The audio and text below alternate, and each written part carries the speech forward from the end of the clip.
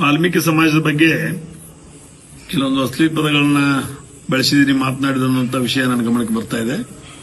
ಆ ನಿಟ್ಟಿನಲ್ಲಿ ಈ ಸಂದರ್ಭದಲ್ಲಿ ಆ ಒಂದು ವಿಡಿಯೋನ ರಾಜಕೀಯ ದುರುದ್ದೇಶದಿಂದ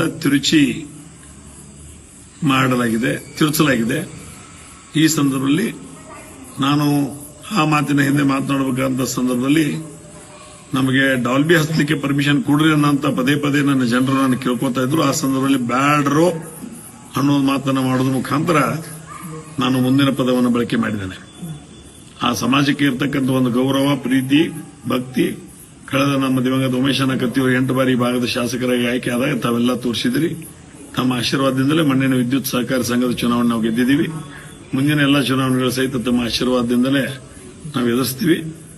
ಈ ಒಂದು ಸಂದರ್ಭದಲ್ಲಿ ಇವತ್ತು ಆ ಒಂದು ಆಡಿಯೋ ಮುಖಾಂತರ ರಾಜಕೀಯ ಶೇಡನ್ನು ತೆಗೆದುಕೊಳ್ಳುವಂತ ಜನ ಇವತ್ತು ಹುಕ್ಕೇರಿ ವಿದ್ಯುತ್ ಸಹಕಾರಿ ಸಂಘದ ಸೋಲನ್ನ ಅನುಭವಿಸಿದ ಸಂದರ್ಭದಲ್ಲಿ ಅದನ್ನ ಅರಗಿಸಿಕೊಳ್ಳಲಾಗದೇನೆ, ಜೊತೆಗೆ ಇವತ್ತು ಡಿಸಿಸಿ ಬ್ಯಾಂಕಿನಲ್ಲಿ ನನ್ನನ್ನು ರಮೇಶ್ ಕತ್ತಿಯನ್ನು ಸೋಲಿಸೇ ತೀರ್ಬೇಕನ್ನುವಂತ ಹಠ ತೊಟ್ಟಿರ್ತಕ್ಕಂಥವ್ರು ಇವತ್ತು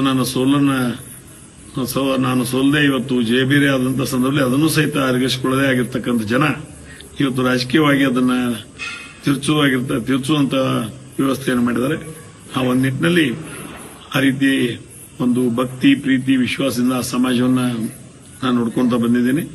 ಸಮಾಜದ ಆಶೀರ್ವಾದ ದಿವಂಗತ ಉಮೇಶನ ಕತ್ತಿಯವರ ಮೇಲಿದೆ. ಅವರೆಲ್ಲ ಆಶೀರ್ವಾದದಿಂದಲೇ 8 ಬಾರಿ ಶಾಸಕರಾಗಿ, ಮಂತ್ರಿಗಳಾಗಿ ತಮ್ಮೆಲ್ಲರ ಸೇವೆಯನ್ನು ಮಾಡಿದ್ದಾರೆ. ನಾನು ಸಹಿತ ಒಮ್ಮೆ ಲೋಕಸಭಾ ಸದಸ್ಯನಾಗಿ ತಮ್ಮೆಲ್ಲರ ಸೇವೆ ಮಾಡಿದ್ದೇನೆ.